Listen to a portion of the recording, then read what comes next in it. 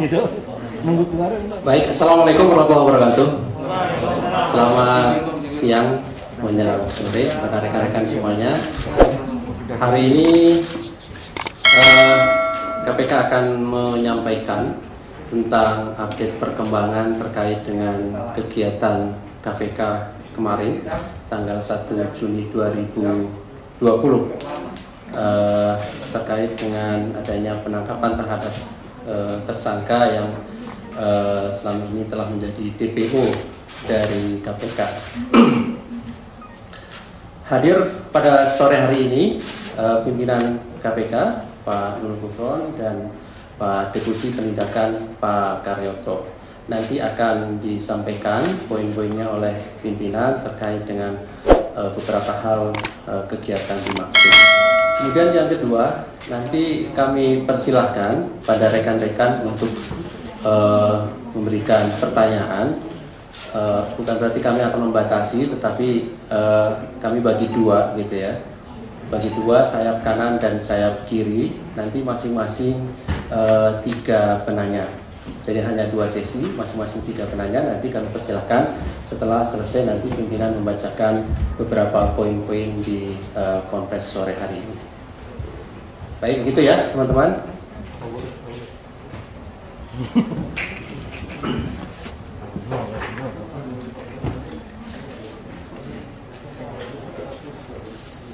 Selanjutnya kami persilahkan Pak Pimpinan, Pak Gufron untuk menyampaikan poin-poin konferensi pada sore hari ini.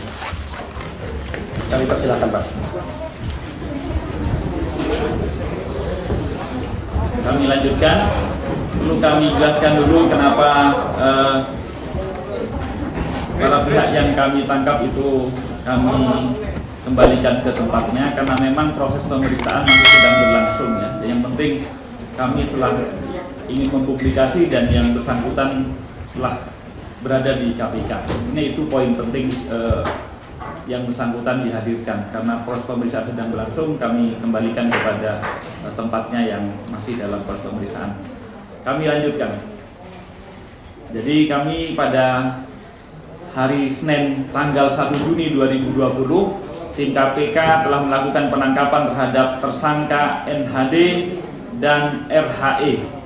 Selanjutnya setelah dilakukan pemeriksaan, penyidik KPK melakukan penahanan rutan terhadap 2 orang tersangka tersebut, yaitu NHD dan RHE, sebagai pengembangan perkara dugaan tindak pidana korupsi suap dan gratifikasi terkait dengan perkara di Mahkamah Agung pada tahun 2011 sampai 2016.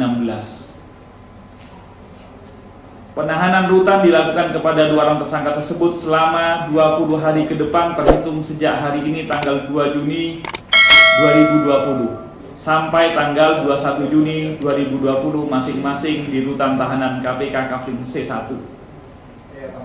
Kronologisnya, penangkapan DPO dalam hal ini tersangka NHD dan RHE, KPK sejak bulan Februari telah menetapkan status DPO terhadap tersangka NHD, RHE, dan HS.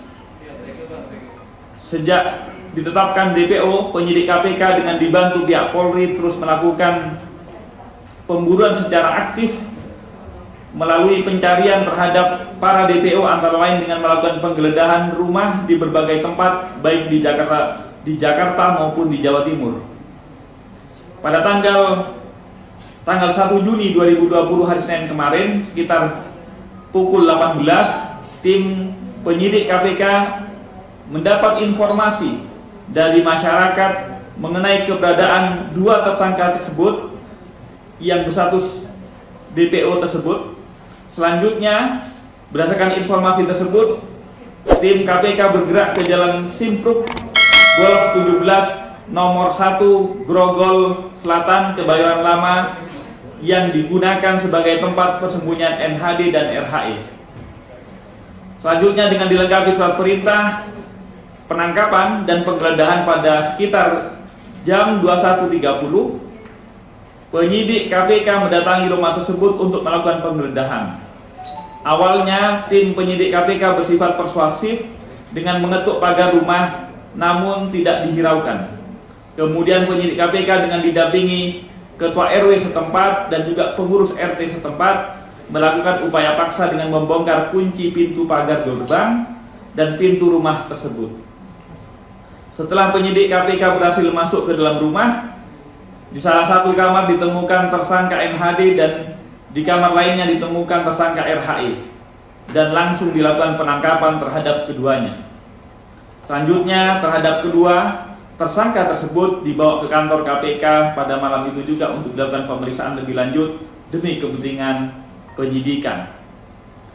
Konstruksi perkaranya adalah perkara ini merupakan pengembangan operasi tangkap tangan pada tanggal 20 April 2016 di Jakarta, di mana KPK sebelumnya telah menetapkan 4 tersangka yaitu Dodi Arianto Supeno, Edi Nasution, Edi Sindoro, dan Lukas, dan perkaranya telah berkekuatan hukum tetap.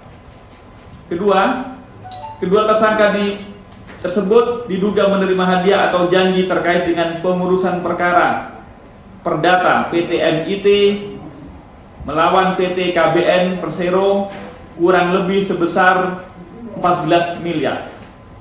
Perkara perdata sengketa saham di PT MIT kurang lebih sebesar 3,31 miliar, dan gratifikasi terkait dengan perkara di pengadilan kurang lebih 12,9 miliar, sehingga akumulasi yang diduga diterima kurang lebih sebesar 46 miliar.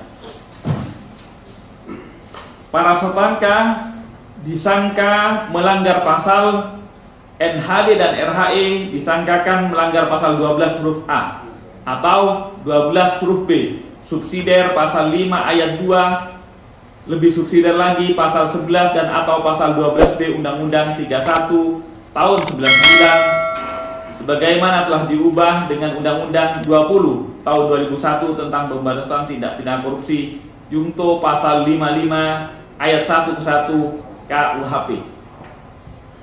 Penangkapan 2 orang tersebut menegaskan bahwa koordinasi KPK bersama Polri untuk melakukan pencarian, penangkapan para DPO KPK tersebut akan terus dilakukan, termasuk kepada DPO atas nama HS yang diduga selaku pemberi suap dan atau gratifikasi dalam kasus ini masih dalam proses pencarian.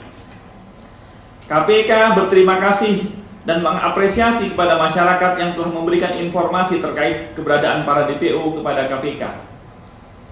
Kepada tersangka HS dan seluruh tersangka KPK yang masih dalam status DPO sampai saat ini, kami ingatkan untuk segera menyerahkan diri kepada KPK. KPK juga membuka akses penerimaan informasi bagi masyarakat yang mengetahui keberadaan para DPO KPK untuk melaporkan kepada kantor kepolisian terdekat atau menginformasikan kepada KPK melalui call center 198 atau nomor telepon 021 255 78 300. Peran serta masyarakat dalam pemberantasan korupsi sangat penting bagi KPK. Sekian yang dapat kami sampaikan.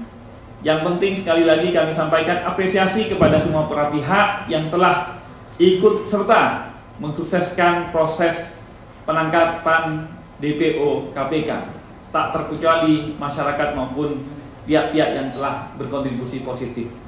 Sekian, terima kasih.